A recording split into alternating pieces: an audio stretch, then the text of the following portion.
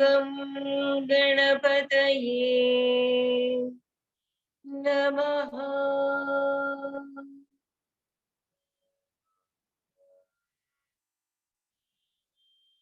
Om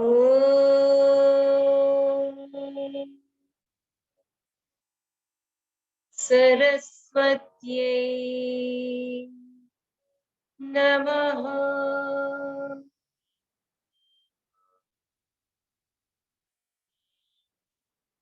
Om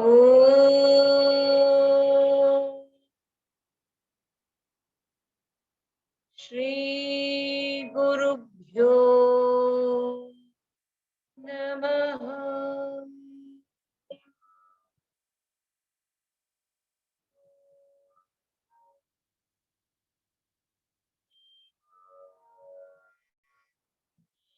Let us take in Shiva Shakti in 5 deep breaths. Om Shiva Shakti Om.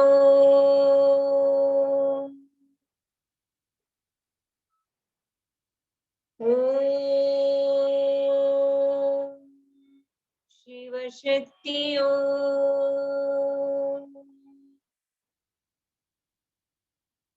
Om Shiva Shakti Om. Om Shiva Shakti Om. Om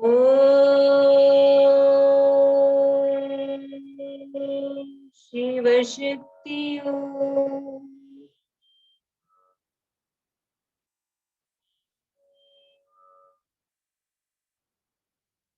अखण्डमण्डलाकारं व्याप्तं येन चराचरं तत्पदं दर्शितं येन तस्मै श्री गुरवे नमः। अज्ञानतिमिरान्धस्य ज्ञानाञ्जनशलाकया चक्षुरुन्मीलितं येन तस्मै श्री गुरवे नमः।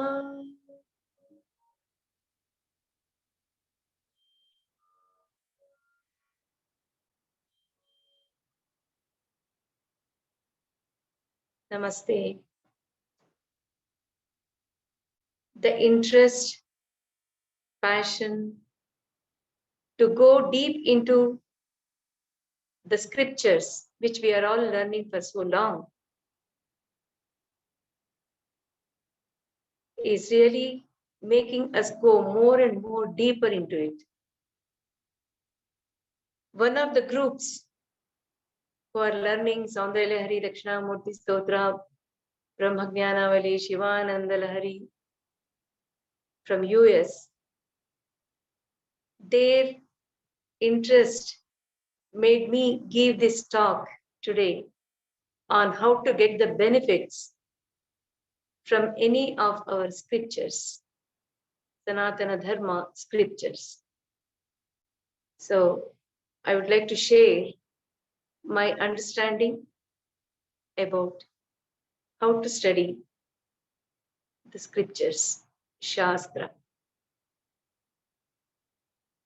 Scripture, in general, throughout the world,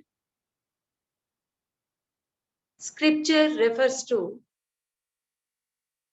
that article or essay or sentence or phrase which is highly valuable, which is vast in knowledge, that which makes us become a good human being and a divine being. As we study that text or those articles, that is called scripture. It is highly revered spiritual, religious texts.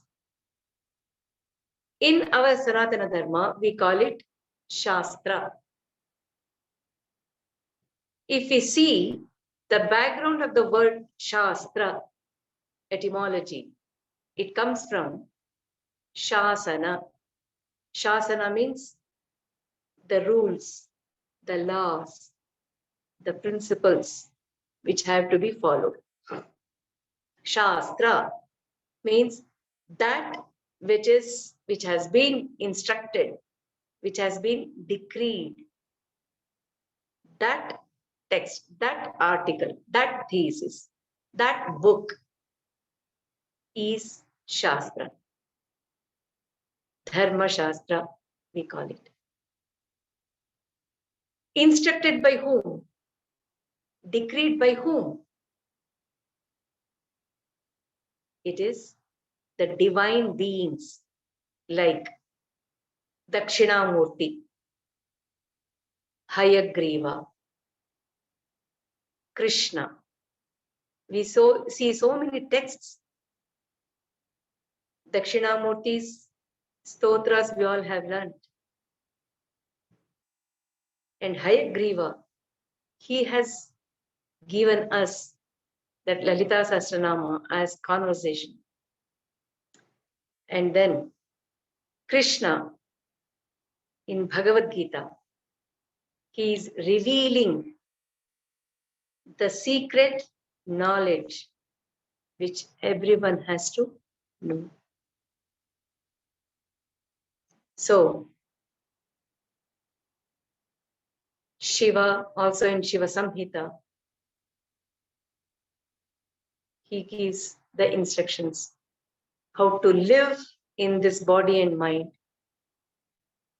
how to go beyond the limitation of this body and mind. These are all the things which are given in Shastra. So, then which are the Shastras which are considered as Shastras? The Vedas, Brahmanas, Aranyakas, Upanishads, Shruti, Smriti, Purana, Mahakavya, which are Mahabharata and Ramayana. All these are scriptures which are time tested, and they are the source for many more Dharma Granthas, the texts of Dharma have taken shape, they have taken their birth. So, whatever we have studied till now are all scriptures. They might vary in their volume, in the age in which it was composed or given, in their sacredness, and in the jnana which they are revealing. It might differ, but the core essence of scripture is to guide all human beings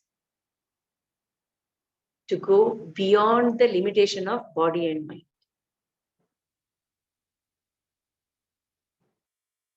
For that, there are different paths which the scriptures describe. Shastra, scripture. And scriptures take care of people of all different levels, different mindsets, different capacities. Accordingly, it gives the knowledge, and accordingly, it leads them towards that goal. So it is up to us how we take these scriptures and take the benefit from it. So when it is decreed, instructed by the divine beings like Krishna, Shiva, Dakshinamurti, Hayagriva, Devi, Darshanikas, the seers, they are the ones who received all these instructions, the rules, do's and don'ts. They are all the spiritual research scientists who have gone through that process of researching every decree, every instruction. What was their lab for experimentation? It is body, mind, and meditation, dhyana, tapas. And Shastra is the thesis, the result, phala of that whole process of tapas which they have done. And Shastra is the thesis, which we all have access because of many gurus who have helped us since ages. And we have to be highly thankful to all the gurus who have translated the Shastras and also their knowledge in common language in which we all can understand. We have to be highly thankful for them. They are also seers, sages, gurus who have helped us. So remembering all of them, let us try to understand in what way we can get the benefit of studying the scriptures. How to study.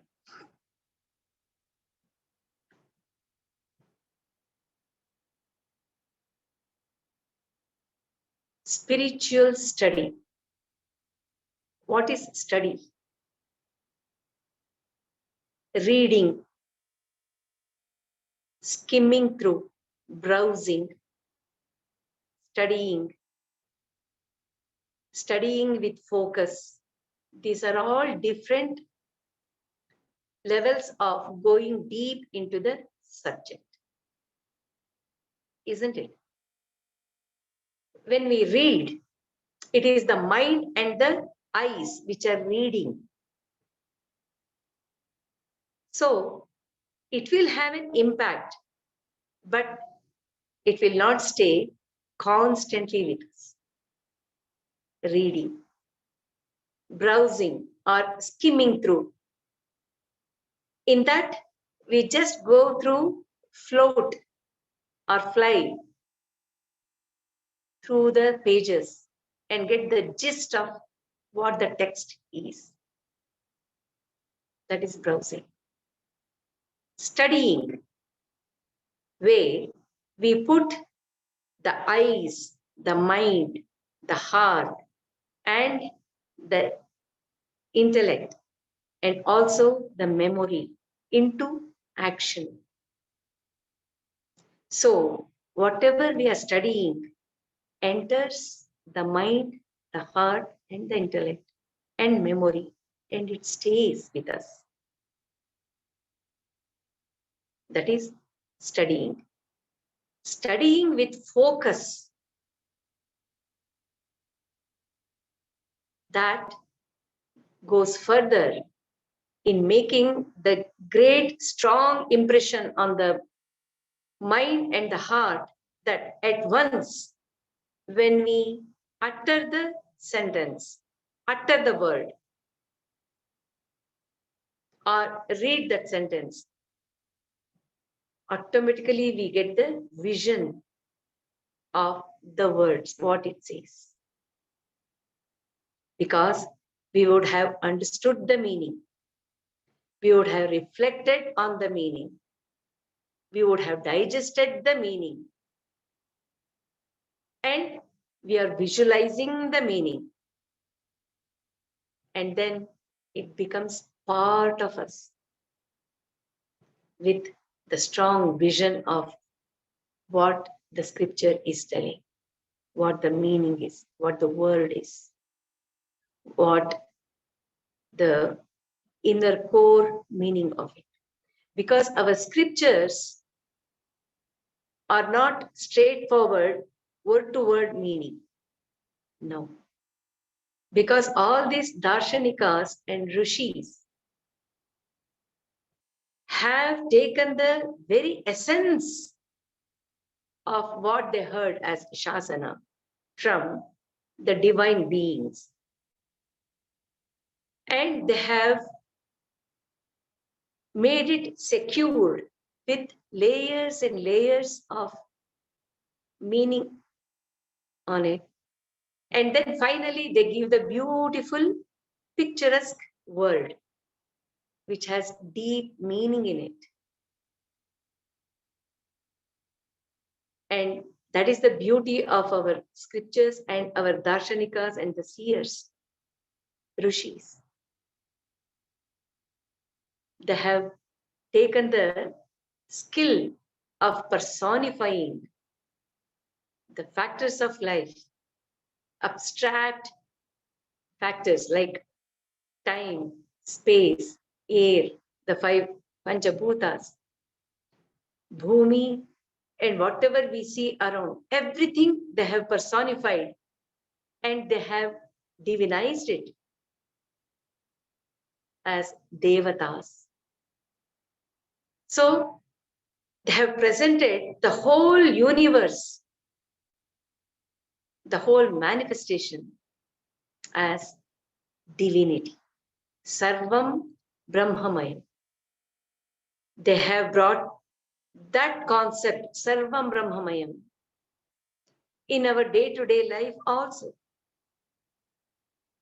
We use the words in our daily colloquial conversation, like Namaste, Aram, Arama, Tattva.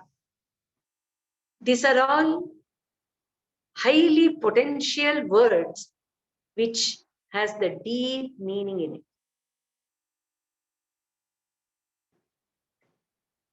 And by divinizing the rivers, Parvata, Ganga Mai, Parvata Raja, Garuda Deva, Agni, Vayu Deva, like that, Gomata,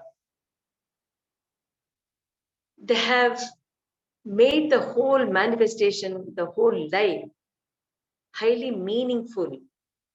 And the purpose, the goal of any human life, human birth, they are pointing towards that in our daily life also. All these things we can understand only if we go deep into the scriptures, the scriptural study. So, ritualistically, as a ritual, reading the book, reading the text, or Vishnu Sahasranama, Lalita Sahasranama, or any stotras,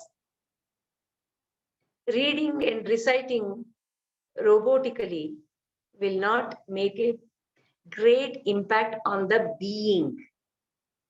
No doubt, there is benefit as it's a good breathing exercise. We get the good control on the lung power because the Sanskrit language itself is like that. And it also brings in discipline. It makes the mind very calm and stable. And it brings joy. All these things are there. But scripture has much more to give to us. So to have the maximum benefit of the scripture, which is like the guiding map of the whole manifestation and the whole life, one has to study with focus. That is when we get the full benefit, maximum benefit from scriptural study. So, how to go about it? With my personal experience, any scriptural study is possible only when we have the love and passion towards that subject, that deity, that scripture. Only then it clicks so well. It's possible to open the book, even to open the book, to make the mind to open the book, to read, to browse through, to study with focus to the extent that it is making a great impact on me, is possible only when we have the love and passion towards that text. So that is how one jumps into the study of scriptures. And our scriptures are also so beautiful. Like it takes step by step towards the deeper intended meaning, the meaning which is echoing again and again, the very purpose of that word being there. So it takes us gradually, like we enter the swimming pool or the sea water. We won't jump into the swimming pool. There will be an inclination.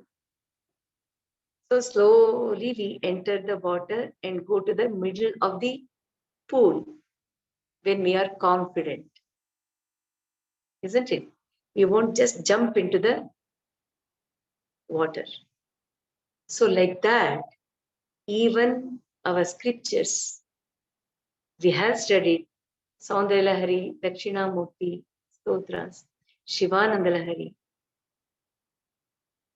We all would have experienced slowly how slowly it is taking us deeper and deeper into the subject, deeper into getting connected with the deity of that scripture, isn't it?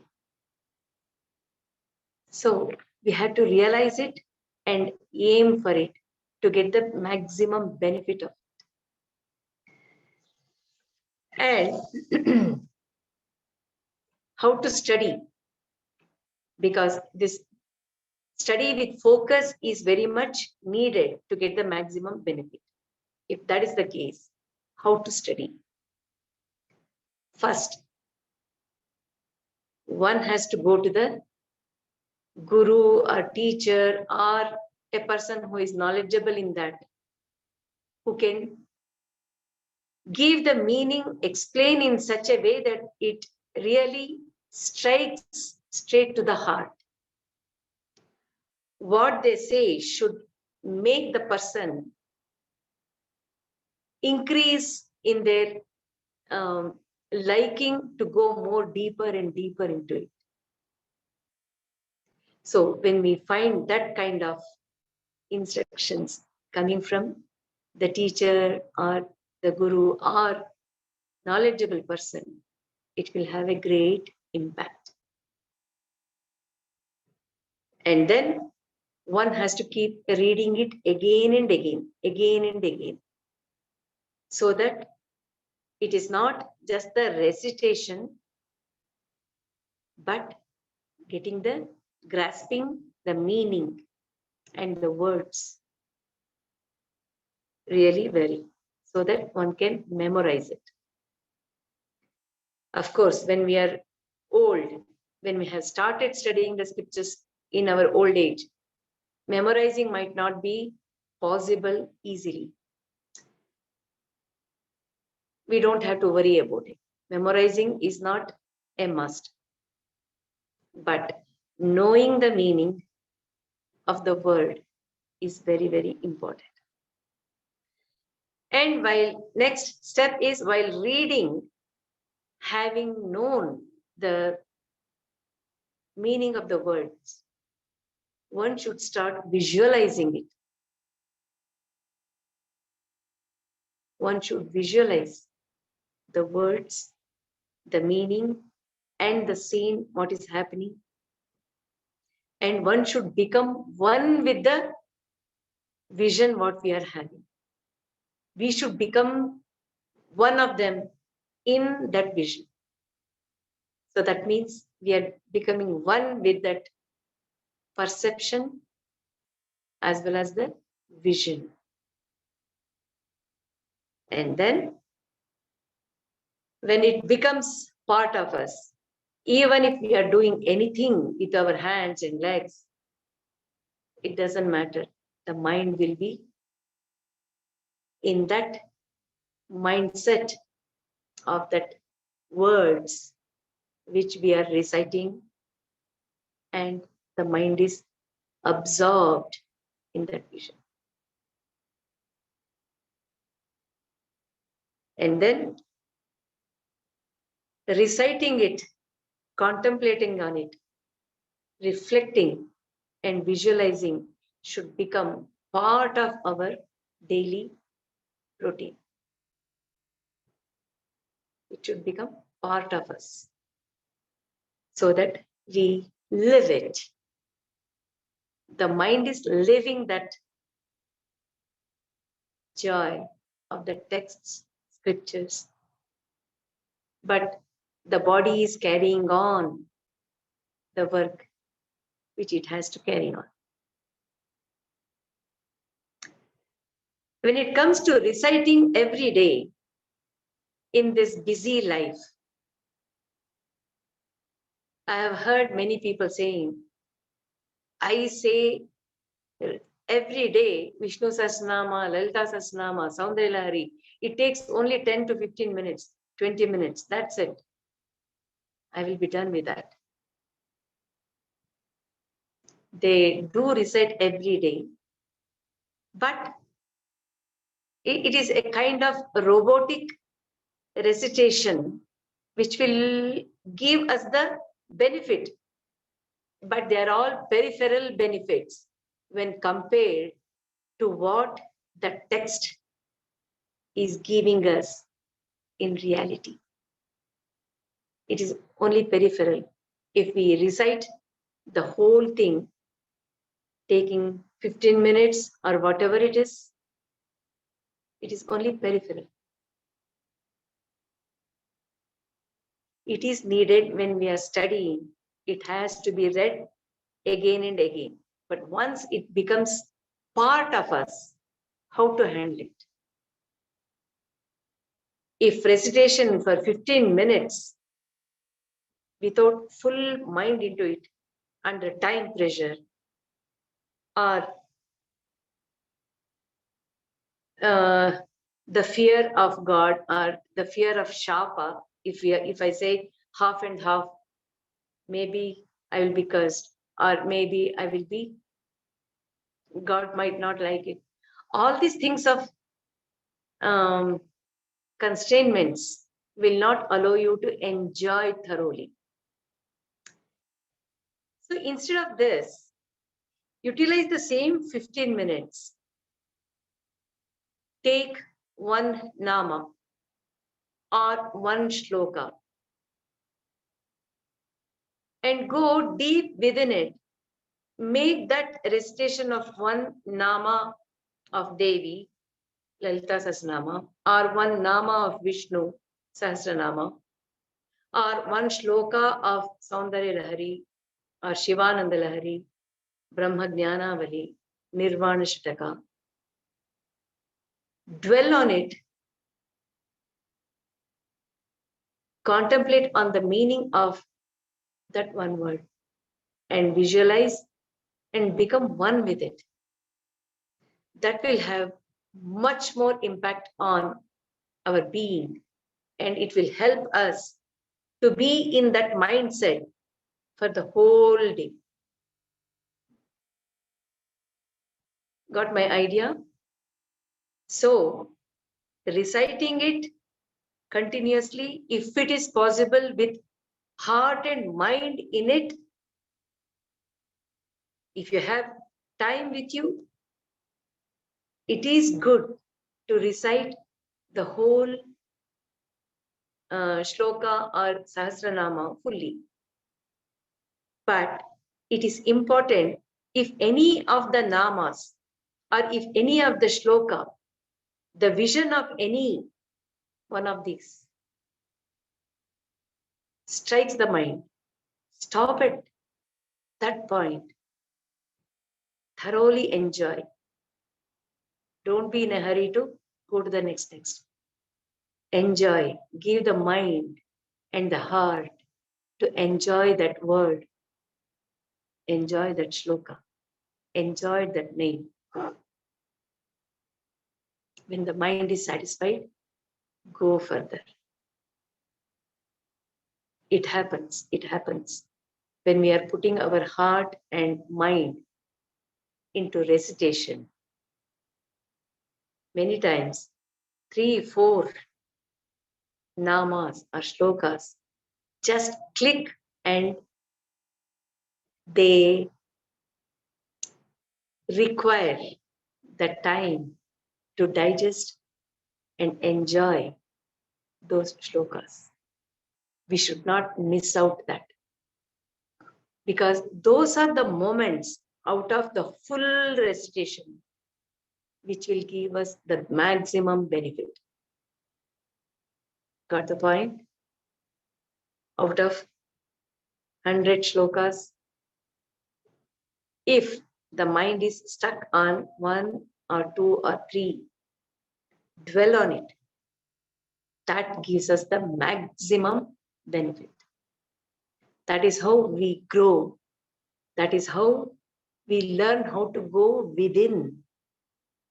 First, if it attracts the mind and the heart, wow, how beautiful that word is. It is attracting me. Dwell on it, contemplate on it with silence. That is nothing but dhyana. And you have gone within. The more you start getting it, as you keep doing this practice, it doesn't matter. You pick, choose whichever you have liked it a lot and dwell on it.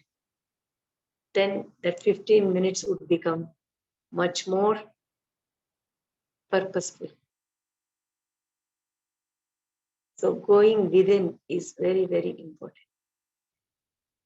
I want to specify this point much more, because the purpose of our human birth is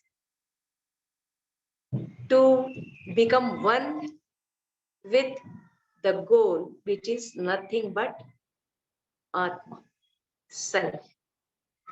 So self-realization is the goal of every human being who has taken birth on this earth. So for that, our Sanatana Dharma scriptures are really helpful. They guide us like mother. So we have to take the help of it. So, for example, we all know, we do say every day, Shantakaram, Bhujakashayanam, Padmanabam, Suresham, Vishwadaram, Gaganasarisham, Megavaranam, Shubhangam, Lakshmikantam, Kamalanayanam, Yogi Hridyanagamyam, Vande Vishnum, Bhava Vayaharam, Sarvalokaikanaatam, done, I'm done. Yes, I just uttered the words. But a person who wants to take the full benefit of reciting this Shantakaram Bhujagashayanam should have the mind and the heart to enjoy every word. Shantakaram. That Vishnu, who is all pervading, is Shantakara. His whole form is very peaceful, serene. When you really think of it, when you visualize that Shantakara, many thoughts will trigger. My goodness. It is the same Vishnu who is taking care of the whole universe as Vishwadhara, as the support of the whole universe. He is the one who is taking care of the sthiti of the whole universe. How can he be so Shanta? If Vishnu, with such great responsibility, is Shantakara, who am I with all these problems of my life, which are so small when compared to his problems of taking care of the whole universe? For small mistakes or negative situations, why should I become so worried with so much of fear, anger, disgust? I show so many things. What am I learning from that Shantakaram? The word which I uttered now. It makes no sense, isn't it? So, Vishnu, Shantakaram, he is telling us through that Nama, Shantakara, that one has to be in Sakshi Bhava to see any situation so that the mind is ready to give the solution for that, isn't it? One can get the solution only when a person is in Shanta Bhava. If I am panicky, agitated, it's not easy. I will never get the solution. Probably I will be putting ghee into the problems more and more like the fire. Isn't it? Shantakaram. Gagana Sadrusham. Like that, every word we can go through it, really going deep into it, visualizing, and get the message what he's trying to tell through his akara. Bhujaga Shayana. Bhujaga is that primordial energy.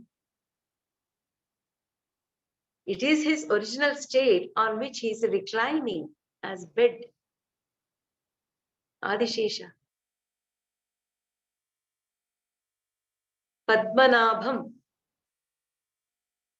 His navel is lotus, in which Brahma is seated. That means he's supporting the work of Brahma, also the creation. Suresham, he is the Lord of all gods. Suresham. Vishwadharam. See how beautiful it is. Shantakaram Bhujakashayanam, and he is Vishwadhara. What contrast. The next word is Gagana Sadrisham. How is he so comfortably reclining on Adishesha, being the Vishwadhara? Because he is Gagana Sadrusha. He is in his Chidananda Rupa, like consciousness, pure consciousness, which is all pervading. So he is Vishnu. So when he is Nirakara Nirguna Sarva Vyapi Brahman, for him the universe is like a small pebble, a small almond chocolate, which he can just keep it in his hand. Universe is not a big thing for him because he is Gagana Sadrusha, vast and accommodating the whole universe as though it is a nice small pebble. Because he is pure consciousness without any one particular form. See how within one shloka the mind can expand and go beyond. See how beautiful our scriptures are. Such a simple shloka. Meghavarnam. Megha, the blue color, the dark blue, like the clouds. That is also telling us the whole philosophy of what type of universe he is supporting. Megha. And also it is the symbol of hope. With that Varsha, there is life all around. Shubhangam. So the whole Vishnu is Shubha, auspicious. So like this, if we are able to go deep within every word of our scripture, it has the capacity to teach us how to live in the mind-body consciousness and also to go beyond the body-mind consciousness. The same words is giving both the knowledge of Iha and Para. Because of that capacity in our scriptures, they act as mantra on all human beings. So what do we understand by this? One has to go deep into the words. Like that, even when we do the sankalpa, we miss out the very important part of any puja or vrata or japa. Before that, we do the sankalpa, where the purohit will be keep on uttering the words, but our mind is not into it. Or we say it in haste because we want to do the Sahasranama Patana. That is important. But before that, Sankalpa is the one which prepares the mind. So, how it prepares? Mamopatta samasta durita kshayadwara. If we understand it really well and if I apply it, the meaning of it, I am sure it will take many more janmas for me to say, yes, I have cleansed myself. My mind is thoroughly ready. My body is ready to do the vrata or the puja or the japa. It is filled with so much of meaning. Mamopata samasta durita. Durita is all the obstacles, barriers, difficulties, or any negativity which I have collected, upata. Kshayadvara, by getting out of it, by bringing it down, by destroying that.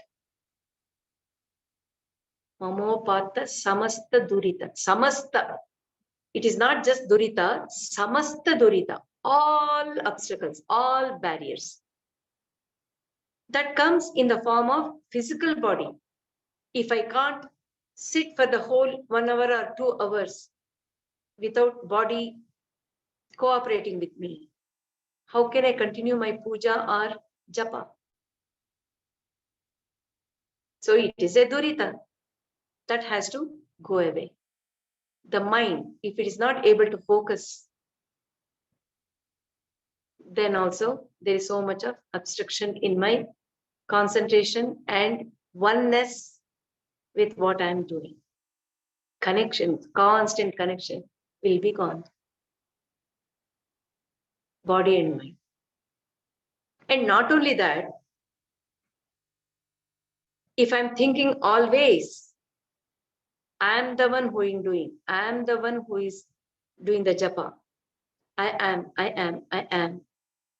That ego, if it keeps ringing, I will never be able to break through and become one with that Parameshwara Prityartham. I can never get connected with Parameshwara unless I break out of the limitation of the body and the mind and become one with that Parameshwara. So for that, I need the help of Devi, who is reigning body, mind. See, there is so much hidden in our scriptures. We have to understand all these things. Automatically, it takes us deep within, deep within. Even Sandhya Vandana is also a process which helps the mind to go into meditative mode. Dhya is dhyana, dhya, sandhya, going deep within in a good way. Sandhya. So even that should not be in a haste. Spend time on it. If you don't have this time on it, at least dwell on one portion really well. Go deep into it. And maybe whenever you have time, you can do the full recitation to your heart content. That is more beneficial, Because even Parvati asks, Keno payena laghuna Vishnor nama sahasrakam Pathyate pandite nityam shrotum ichhamyaham prabho. She asks Shiva, all these panditas who recite Vishnu Sahasranama, 1,000 names, how to say it quickly? Is there any possibility of saying it quickly? For that, Shiva replies, Shri Rama Rama Rameti, Rame Rame Manorame. So that Rama Nama, Rama is enough. That is equivalent to all the 1,000 names. So like that, one has to have the mind to dwell and go deep within to see the purpose of our human birth, which is self-realization. That happens. And also I will give you one more example, which we all have experienced it. So it will make an impact on all of us. How to study the scripture. We do have dreams almost every night. Some of the dreams will never make an impact on us. It comes and just vanishes. Some other dreams, we remember it for some time in the morning when we wake up. and that also passes by. Some other dreams make an impact on us that we want to act upon that dream. And yet there are some other dreams which reveal the secret knowledge and that comes from within through dream. Many revelations happen through dream because they're all strong dreams. The dreams on which we want to act upon, we have in our scriptures the examples. In Nandanar Charitam, for all the Purohits of Chidambaram, Shiva came on Nandi and gave the same dream to all the Brahmins of the temple and the Purohit of the temple. Said, tomorrow a Pulayan, a low caste person is coming to the temple. Please bring him inside with all Raja Maryada.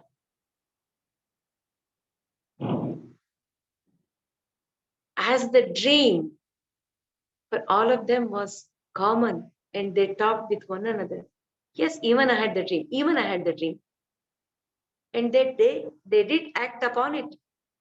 When Nandanar came, they all went to him and with great respect, he was brought into the temple and he proved himself to be the greatest bhakta of Shiva. So they acted upon the dream. Many people build the temples because they would have got the dream. I am here in such and such a place, build a temple for me. And they act upon it. And there comes the huge temples. So that is about dream, where the dream is very strong. It is making a big impact on the being. In the same way, in awakened state, Jagrat, we have so many thoughts per day. Many thoughts come and go without making any impression. Some other thoughts come and we think about it and we forget about it after some time. Some other thoughts, we act upon it. And some more thoughts, we reflect on it, contemplate on it, and then we make a big action on that thought. Isn't it? So, the intensity of the thought, the intensity of the dream makes a big impact on the being. In the same way, the scriptural study, if we read, if we browse, if we study with focus, love and passion towards that, they all have different reactions, impacts. To get the maximum benefit, studying with focus, with love and passion towards that treatise or the scripture is very, very important. I will give you just one more example to make an impact on all of you and on myself also. This is Om Yantra. It is a 3D picture. When you concentrate a lot on this, one can see Om surrounded by 9 rounds, which might be representing the 9 grahas, navagrahas, and then there are 4 swastikas in the corners. If you see deep into it, The whole picture is beautiful with lots of design on it. And if I just see it, it is giving me happiness, no doubt. And also it is giving me some ideas about the colors, the combination of colors, and the form, the pattern. But if I am able to see that Om inside, which is in multiple layers, Om, the joy is much, much, much more.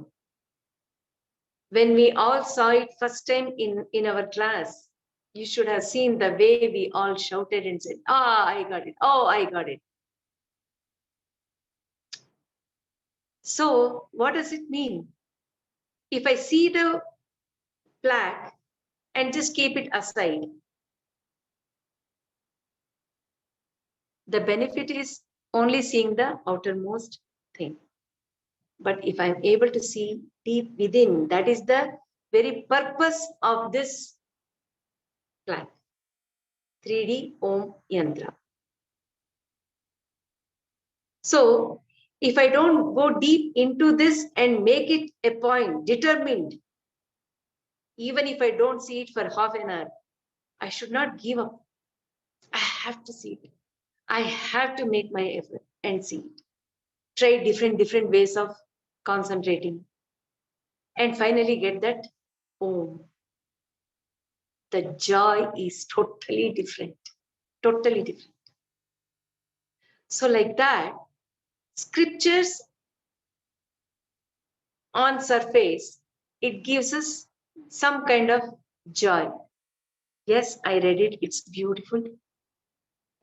But when we go deeper into it, it is taking us all the way to have that Brahmananda, because that is the very core essence, the core purpose of any scripture. So to make a person reach that very core essence, the purpose of that scripture, it is covered with so many do's and don'ts, so many paths, how one can go into it. How is it possible to go into the deep core of any scripture? By controlling, by modulating both body and the mind in this world. It says all, instructs us, guides us in all those points. So slowly, one by one, layer will be peeled off and we see the core, which is self-realization or Brahmananda. So for that, we should aim. That is the maximum benefit. So if the scripture is having the knowledge of both Iha and Para, the body, mind, consciousness, how to experience it, the experience beyond the body, mind, consciousness, how to experience that. Both are given in the same one word, one sentence, one phrase, one essay, or one Sahasranama. So we should not miss out that. And after all, if that is the purpose of our life, why should we give up? So we should go deep into it. For that, visualization, firstly, understanding the meaning, reflecting on it, make that phrase or shloka or nama part of your own self. That should become very friendly, very loving. Then you will start contemplating on it so much that it becomes part of you. And the vision of it, the picture of that will come very easily. And as it is staying within, the knowledge will also come that everything is happening within me, that me is that Gagana Sadrisha Atma. Everything is within that. That knowledge also comes. So, and one more point. One should not become voracious, spiritual, scriptural person. That means I have studied this, it is done. I want to study this. Okay, that is done. One more thing, I want to read. One more. Like that, if we become voracious, scriptural person, that becomes only an intellectual asset, which we all have. By collecting various scriptures. That won't help us, because going deep into one scripture will be more beneficial than collecting too many scriptures and making the mind go over and over. It will make us only an intellectual person with so much of asset. So the ego will be boosted more and more and more.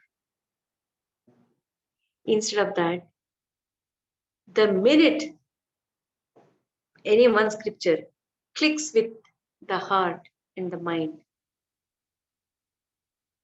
that inner mind says, ah, this is the text. This is the word which is acting as mantra. One should hang on to it. Stop at that. Hang on to it. And keep enjoying that scripture to the deep core. It is like digging the well should not take place in too many places as small holes. Instead of that, one particular point should be dug deep to get the water in the well. So that's also another point which we have to remember.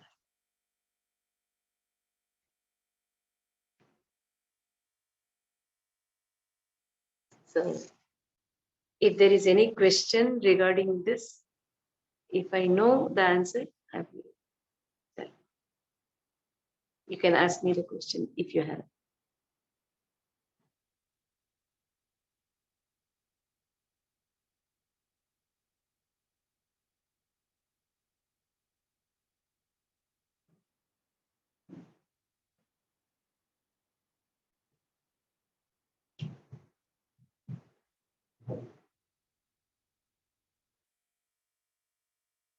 Okay.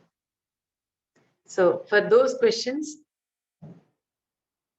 I need to have at least another 1 or 2 hours of time.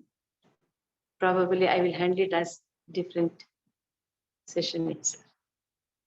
So let's call it a day.